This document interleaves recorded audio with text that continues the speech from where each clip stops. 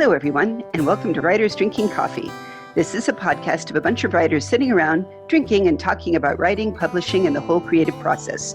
We do not censor ourselves, so consider us PG-13. Today's hosts are Chaz and Karen Brenchley and me, Jeannie Warner. This is episode 67, an interview with Raven Belasco. Welcome, Raven. I'm so excited to be on this podcast that I've been listening to for, I don't know, you guys have been doing it for a while now, right?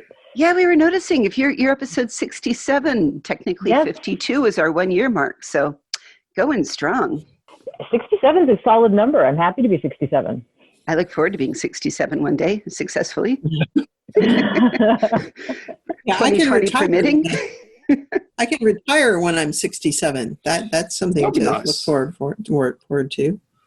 I'm going to be unbearable singing When I'm 65 from the Beatles song as soon as I am indeed 65. 64. Rather. Yes. Come on. Sorry. Yes.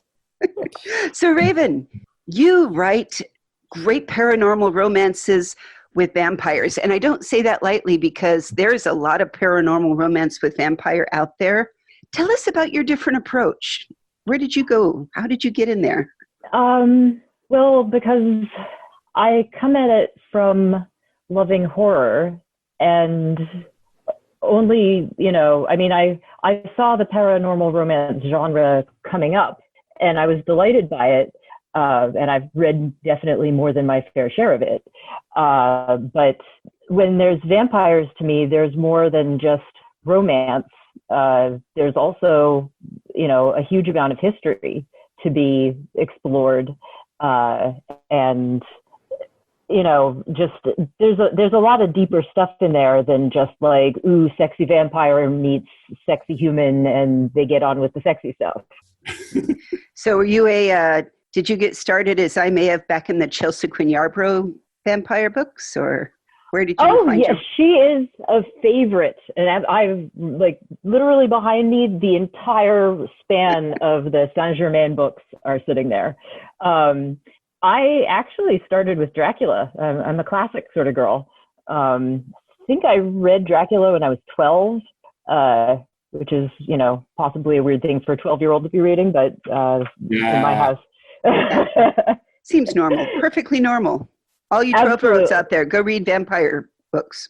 I also, just to make it all the more interestingly morbid, grew up with a cemetery as my playground and backyard, basically.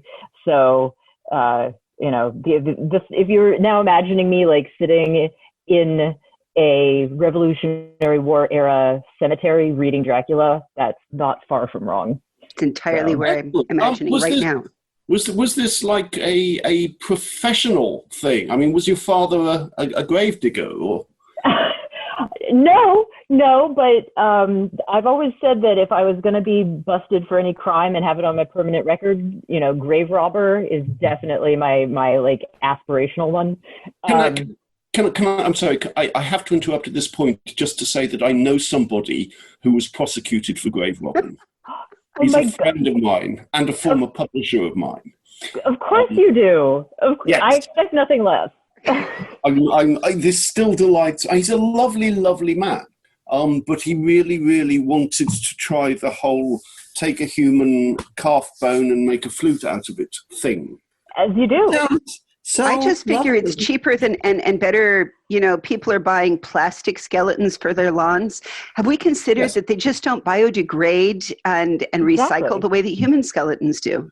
Exactly. Yeah. No, we need the market in recollected and reused corpses. It's all recycling. It is. Yeah. It is. And I think the plastic ones are just, the big petrol pushing their ideas onto us. Yes, but then you have to think of the embalming fluid issue. So, Yeah, this is something I didn't grow up with because in the UK we generally don't embalm bodies. Well, you have bog bodies over there, right? We do have bog bodies. Now, how would that change for a vampire that was stuck in a bog rather than a coffin? I'm sure he'd be stuck for centuries and then dug up and he'd be all wrinkly. Would he be all wrinkly? No, there's that. It's sort of I've looked up the Irish Sorry, I'm bog just bodies. listening It's not quite the same. It's actually fairly smooth and compact, almost, chemicals leaching in. Okay. But would the vampiric tissues allow those chemicals in? That's the question. That is a beautiful science question. But bog bodies tend to go all leathery. Would that happen to a living undead vampire? Well, they're kind of leathery now, aren't they? I mean, they have tougher skin, I thought. They have to...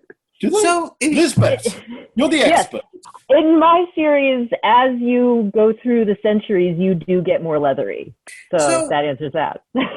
So I predict that the millions of people who listen to this podcast, there's suddenly going to be a glut of bog people vampire stories hitting all of the horror markets in the next month or two. That's what we're for. To inspire our audience, to lead their minds down strange new pathways. I promise to go out and look out and see if there's any starter bog people vampire stories out there. So, but back to your series. So I like the. Are they all historical vampires, or are they modern but with a historical twist?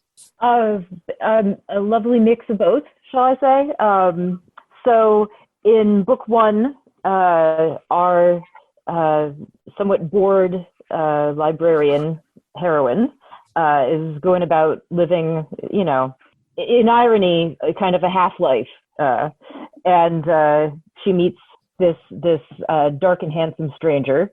He's not tall, but and then it turns out that he is actually Vlad Tepes, Dracula himself.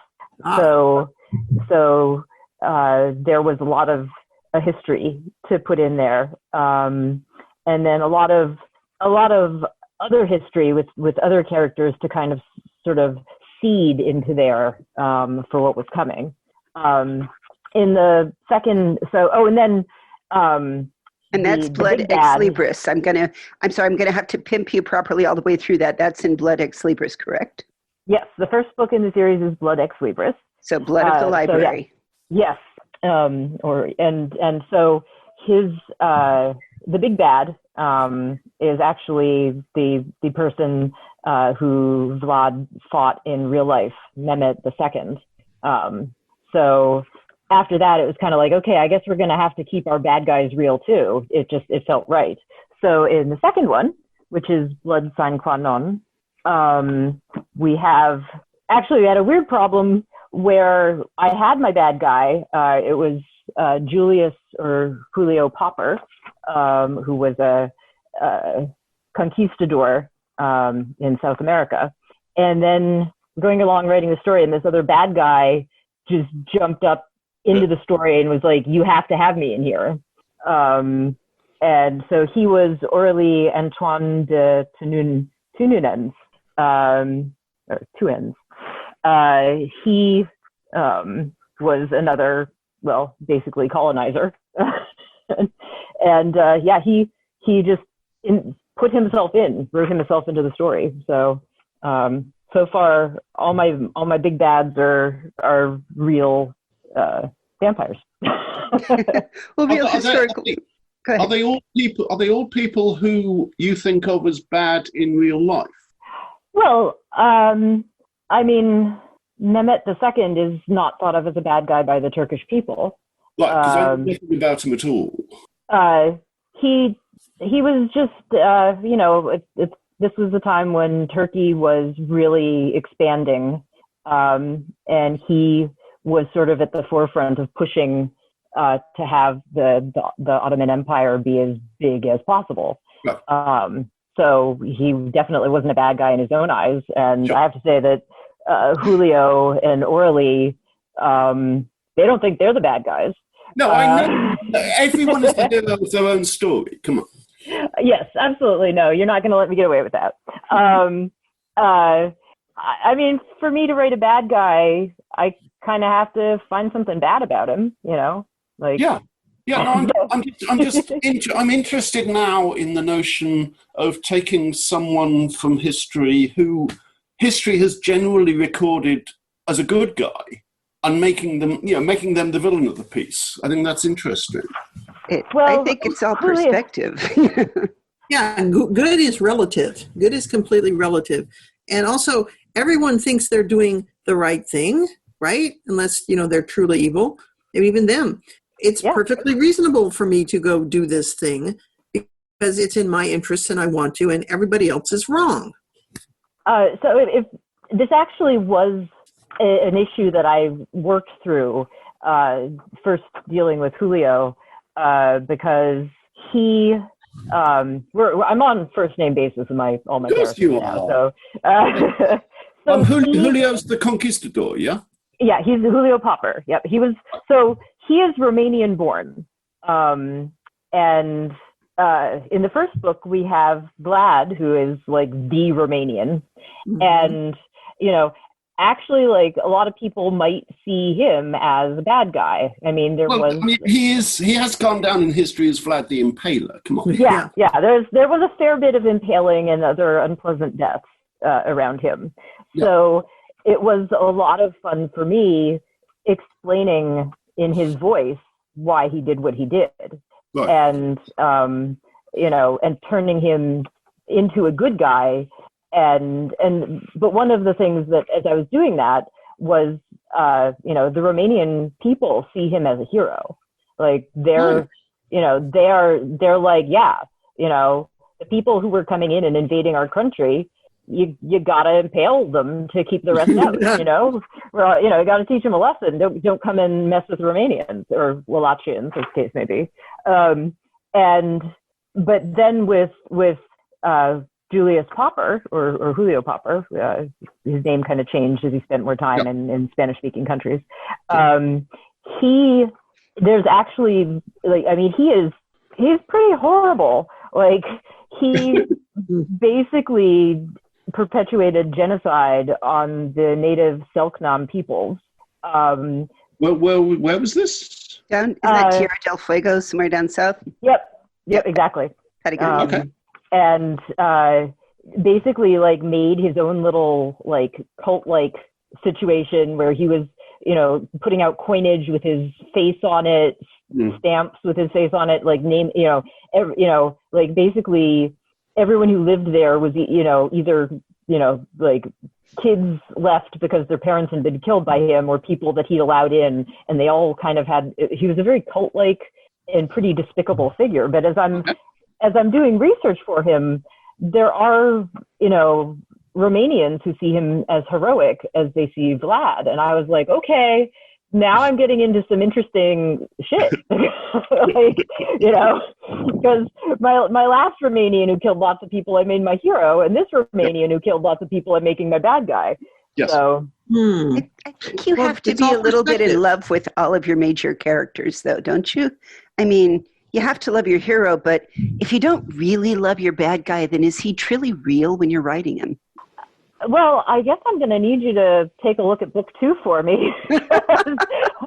my bad guys, just from the minute they showed up, I was like, I cannot wait to kill you. Like, you guys need to go. See, Jeannie, not everybody loves bad boys the way you do. I like to kill bad boys just as well as, anything else. It's you just want to make it personal and beautiful. Maybe have a beautiful death. These guys, let's just say there's not a lot of beauty going on, but you do very much get their perspective. They do a lot of talking. They get their perspective out. So I hope that people will be invested in what happens to them. Absolutely. Now, you call the series Sex and Blood and Ancient Scrolls. Is that a hook, or how did you decide upon your series name? Because I've been looking at this a lot recently. This is actually a slightly heartbreaking thing. Is the title had to just be taken down to Blood and Ancient Scrolls. Oh. I know. So this is literally the wittiest thing that I've ever come up with, because of course, Sex and Blood and Ancient Scrolls is homage to sex and drugs and rock and roll. Yes. Amazing Ian Drury. You did get that. So why'd you have to change it? Amazon. They would not, if my series had the word sex in, they wouldn't list it. Oh. Yeah. How amazingly annoying. Yeah. Because I was like, look, I am doing truth in advertising and a witty pun at the same time. How incredible am I, right? What's up? And they, they wouldn't let me. They're like, no sex. And I'm like, but not only is there sex in my book, so I'm giving everyone a heads up, but you also sell sex toys and like erotica and porn on your website. So don't even talk to me. And yet, there they were. So what was the new series title? Just they took the sex off, the sex ad. So it's just Blood and Ancient Scrolls. Okay, that's no fun at all. I know. Let's talk more about the sex. Yeah. Because if Amazon won't allow it, we totally will. So I mean, how specific are we getting in this? He wants to know, is it graphic? Yes, that's what I meant to know. We are raunchy. Yay! The spice level is caliente. We like picante caliente sex. Good. We get occasionally fussy with avoiding cliches on it, but you have so much detail and fun you can get to. Like, especially with vampires, they don't need to breathe, right? Actually, these ones do need oxygen, and that's an interesting thing that comes into it later. There is a state called the asta that a vampire can be put into if they are emptied out of blood or if they're stuck in a room with absolutely zero oxygen. Now I'm seeing vampires in space. We found it floating around. Indeed. It may get there. So, continuing this theme of bodily function, do they sweat? No. So I actually worked with a biologist friend of mine and really spent a lot of time thinking of the biology of vampires. Yeah. And so what they have is a super now I'm going to blank on the word for it. Effective system. Their whole body just has come down to they're just intaking blood as a nutrient, and that is what's powering them. So they have to be super efficient with what they do with it. So there is no reason for them to sweat. Like, they're not dealing with heat and cold the same way humans are, and they're not. So they also do not cry. There is an interesting facet where they do ejaculate, and when they do, they ejaculate blood. Okay. I mean, a pint of blood really is only about, 600, 650 kilocalories. So when you look at that, how do you know that? I couldn't possibly say, but let's just say that I thought this was common knowledge and everybody knew how much calories were in a cup of blood, because then we're contemplating that, if a vampire drinks, a cup of blood a night, maybe that's less than a pint. So you could donate every 3 days, I was trying to work it out of, how many calories do vampires take in a day, and yet what can they do with that? So your super efficiency, that makes sense. That's exactly that's exactly where I was going. I need these vampires, a lot of authors have vampires who kill every time they drink, but I wanted my vampires to be able to just have, a bit of a nip, a hefty nip. So in that, with that, I had to make them process their calories super efficiently. Well, that's all right. If you think about it, the entire human body, then if you have 10 gallons roughly of blood, and I think there's less, times... 10 pints, surely. Oh, okay. Right. Well, that's even less. So even if you drank a whole person dry, you only still have 5,000, and that's not enough for Michael Phelps to compete on. So that's how we know Michael Phelps isn't a vampire. And I may have thought a little bit too much about Olympics and vampire competition here. No, you haven't. Not too much at all. I love it. The sisterhood of vampire biology. I think it's important. It's obviously important for you to reassure us that Michael Phelps is not a vampire. Well, right. I thank you for that. Yes, it's good to know. I think that's probably going to be the most important part of this podcast. Yeah, actually. no, absolutely. Finally, hey, we've cleared your name, Michael. If you ever hear this. Yes, but is Novak Djokovic a vampire? The tennis player. He plays tennis in the sun. Come on. Again, Raven, do your vampires have trouble in sunlight? They do, but not in the becoming a pile of dust sort of trouble. They get really bad migraines. Oh no! Yeah. All the poor things. Yes. So there's big beta blocker sunglasses and definitely an attempt not to go out in the sun. Right. Sure. I love it. So is this are you planning a long series of it? Is it the same heroine each time, or does she get a taste for dating different bad boy vampires, or are they different heroines for each one? Well, the first 3 books are gonna all have the same heroine, Anushka, Noosh for short. And then I don't want to get stuck in a rut. So what I'm hoping to do is move to different characters within that world, with her making appearances now and again. So are you going to have any female vampires? Oh, there has been no lack of female vampires. I don't know. My big bads have all tended to be boys, but there. Speaking of the boy, I resent this. I'm just saying. Well, the big bads are interesting, so that's a compliment there. Well, it's the Hungarian issue. You have Elizabeth Bathory, who is everybody's favorite. Oh yeah, absolutely. But there are plenty of lady vampires throughout these books, and Noosh's relationship with them is very important, actually, in moving her along in the vampire world, or the Amber world, because not only did I geek out on the biology of vampires, but they actually have their own language as well. Oh, cool. What did you base it on besides Romanian? Not Romanian, actually, at all. I'm going to have to keep that a secret until the 3rd book comes out. Okay. Is it something to look forward to?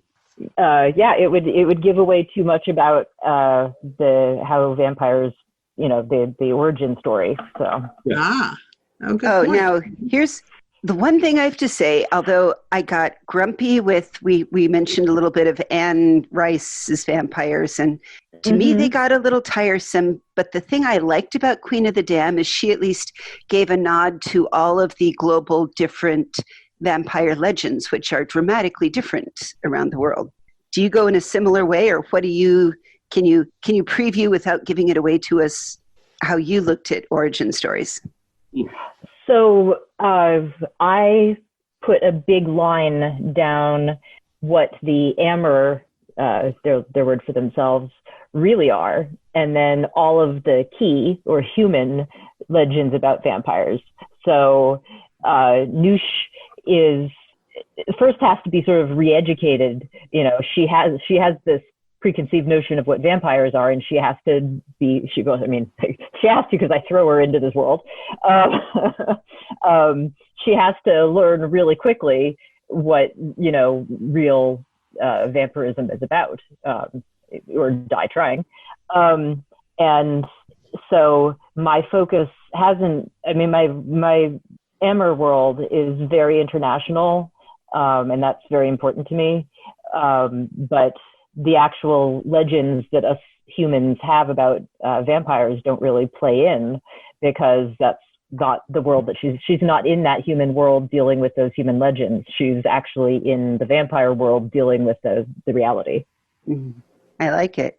So what are your thoughts on how, given that you loved the original Dracula, did you see the recent TV series they did this year? Steve Moffat, who's one of my favorites, and I think Mark Gatiss put it together. They took Bram Stoker's Dracula and they set it in kind of a time-stepping now plus then all at the same time. Did you see it? What were your thoughts? I didn't let myself see it because I was in the middle of writing stuff and I didn't want to get influenced.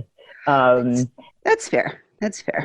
I'm probably safe now. I really have built my world up so much that I can But when I actually first started writing the first one, I cut myself off from all vampire stories except Dracula and didn't read any for years. So when did you start writing this? So 6 years ago. Okay. I had a dream, which was one of the sex scenes in the first one. I love those dreams. Yeah. Steady. And I woke up and I was like, not only do I know this whole sex scene, like it's still in my head, but I know the backstory for the characters that were having sex.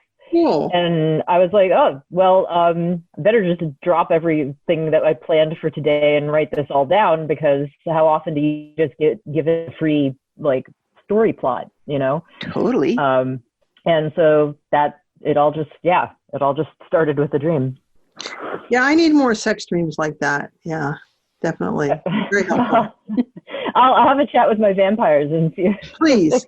I appreciate that. It's an interesting retelling as taking some of these historical figures and saying that they were monsters because they were monsters. What are your thoughts on, is there a philosophical argument that is it kind of an easy out for us sometimes to think, well, people did these horrible things to other people, but it's really because they weren't human? What are your thoughts? Oh, I mean, it's like, in the first book, I can kind of avoid that because the battle is between two, people who were, deadly enemies in real life. But in the second one, I really can't get around that. But I honestly think that the people I chose, so Julio was an actual monster because he was monstrous to humans. There's no doubt about that in my mind. Orly was just batshit crazy. And he would have been a monster if he could have been, but mostly he's just pathetic. But in the books, they are monsters to the other monsters. So they're both. It's not or, it's and. Yeah, that makes sense. What is your process when you do? I mean, you sat down, you told us about the dream and the scene. Did you go through and then kind of figure out what kind of an outline this had to be? So I guess the question, are you more of a pantser on this, or a plotter with pantsy moments, or? So George R. R. Martin has better terms for those, or at least more less embarrassing, because I definitely am a pantser. He said that there are two types of writers. There are the architect and the gardener, and I love that because I'm a gardener, and I basically, like, I know what the seed is supposed to grow into. And that's really it. Like, once I get that thing in the ground and start watering it, I have no idea what the growing process is going to look like. And I've kind of, like, in the first book, I wrote the scene and then I went back and I diligently did my outline. And then I started trying to write it, and my characters were like, no, we're not, no, you think you've had enough sex scenes, but actually we're just going to have sex right now. And I'm like, no, we've had enough sex scenes for this book. You don't need to have sex again. And they're like, well, we're just doing that now. and I was like, oh, I'm not even in control anymore. So, that's basically when I start writing. So the way I do it is I get up in the morning, I feed myself and my dog, and I take the dog for a walk in the woods. And while we walk in the woods, I roll over in my head, what did I do last night? Yesterday in the writing, what am I trying to accomplish today? And my little man helps by just being himself. He actually does. He really does all the writing. Like, he's actually just the real force behind all of this, of course. So by the time we get home from the walk, I'm usually ready to sit down and roll. But even there, like, I know where I'm trying to hit at the end of 1,000 words or so, but just yesterday I was writing and I was like, oh, hey, so this is how this is going now. Okay. Right. Didn't see that one coming. You set yourself up like a quota. I mean, sort of like we've talked a lot about writing in the time of cholera, as it were, and the challenges that everybody's facing. Clearly routine is working for you. Do you give yourself a daily quota of where you want to meet as well? Oh, well, I have a 3-book contract with deadlines, so I don't have an option. Oh, there's nothing like Yeah. deadlines. Well done. But anyway, to go back with your morning ritual, so that makes you a walk and roller. Yeah, absolutely. we're keeping the Ian Drury in there after all. Well, if there's going to be a dagger twisted, Karen's there for you. I count on her. Yes, my job. What are your thoughts on the topics of you briefly, I've seen over your shoulders in the past. You have both the science and religious history of it. Where do you feel that this fits into a larger religious framework, your vampires? Or does it? Yes, and we're also skirting near to things I cannot tell you yet. Ooh. Okay, so they're going to have to go buy the books to find out why religion is or isn't important to these vampires. It is. Religion is very important to the origin myth. I can say in the first book that two of the vampires are Christian and have found their Christian faith very comforting while being Amor. So it is not impossible to be an Amor and to have faith.